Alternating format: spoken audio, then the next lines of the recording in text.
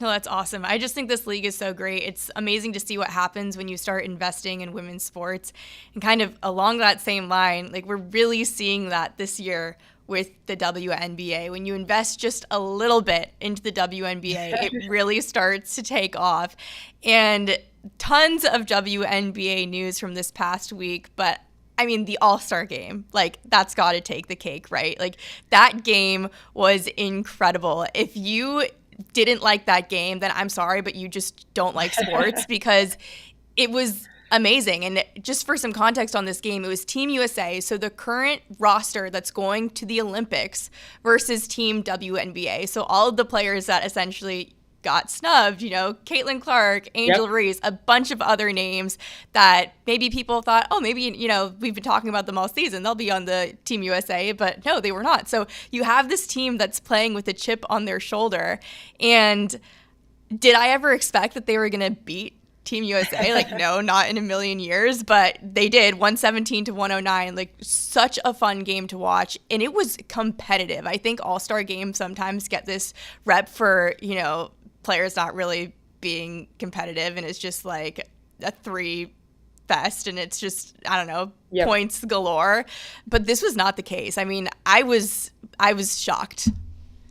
Oh my gosh, same. And what the coolest part to me was that it was the most watched WNBA event in decades, which is just so remarkable to see. I think it was somewhere around 4 million people who tuned in, and to have that kind of game with the U.S. team, obviously right before heading off to the Olympics, and then the number of stars in the rookie class that got to play on the WNBA team, it was the perfect combination of all you could ask for as a basketball fan.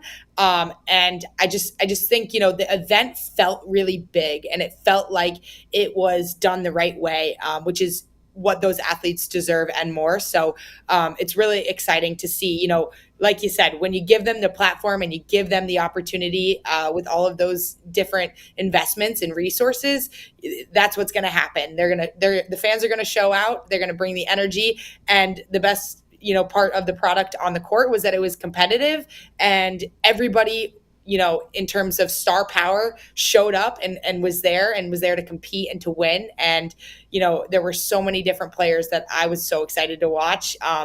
But I also love seeing at the end of the game, the U.S. team, wasn't taking that game lightly. It wasn't like an all-star game or a break for them. It was preparation for them.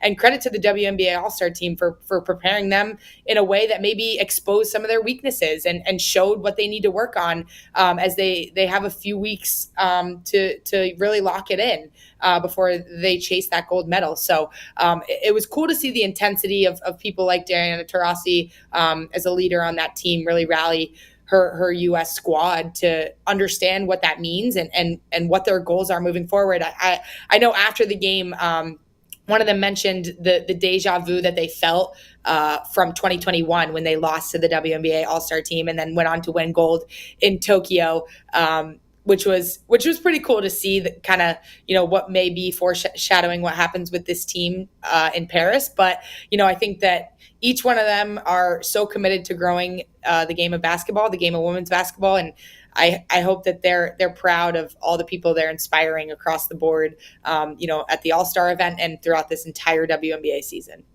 Yeah, I mean, if anybody's concerned about Team USA in the Olympics, don't be. This is the most competitive basketball you're going to see all summer long. And that's just because, like, USA women's basketball is the best basketball in the world, because with the NBA, there's a lot of players that play internationally and you just don't, or that come from international or from different countries to play in the US, and that's just not the case with the WNBA.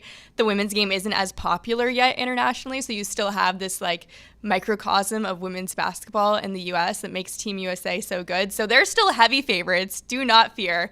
They're still going to be fine. But I love too what you said about the fact that Team USA did not take this game lightly. Like I said that Team WNBA had a chip on their shoulder. They had something to prove, but so did Team USA. Like there was so much talk that, these other women should be on this team. Like Caitlin Clark, she should get a spot. It's like, okay, but who are you going to take off the team? Like really, like who's coming off this team? And it's like, they all felt like they had spots that they earned and they were playing for that as well.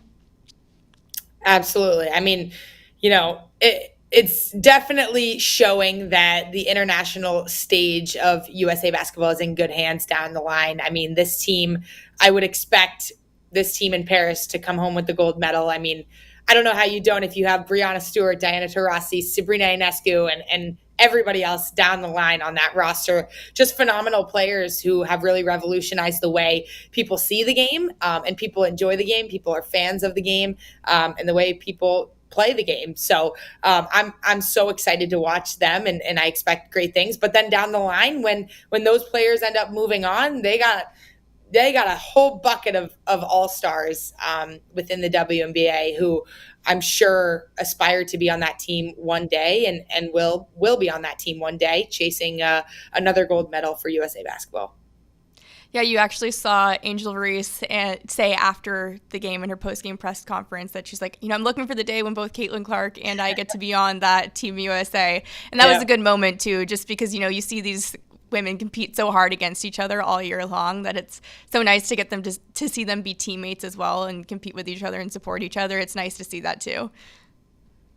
Absolutely. I mean, I know there's such a narrative around them too sometimes, but in the grand scheme of things, they both have the same goals to be the best player and teammate that they can be out there on the court and continue to inspire the next generation, which I think, I can say wholeheartedly that they're doing so successfully this season. And they're both dominating on the court, especially in the later part of the season before this All-Star break.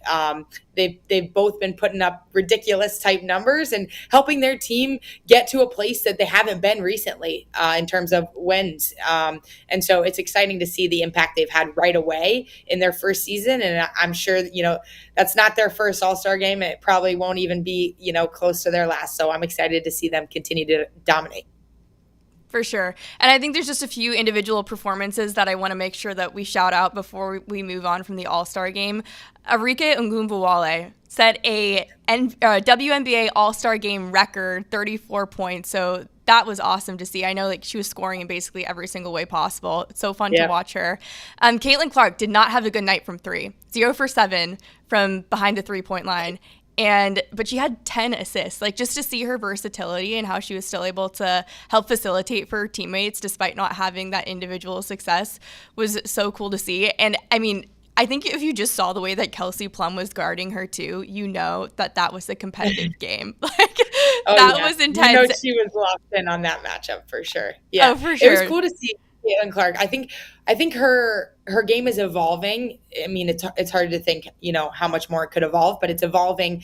We saw her transition passing and assists in that sense in her collegiate career, especially this past season. But to see the way she's dissecting a defense now at the highest level professionally, I think her passing is just getting that much better, and her IQ and decision making is really fun to watch. I know she was a couple assists shy of breaking Sue Bird's record in that game, but and Sue Bird was courtside, which is pretty cool. Probably a really special moment for Caitlin to see that kind of unfold with Sue Bird in the crowd. But her passing ability is, almost as impressive as her range as a shooter.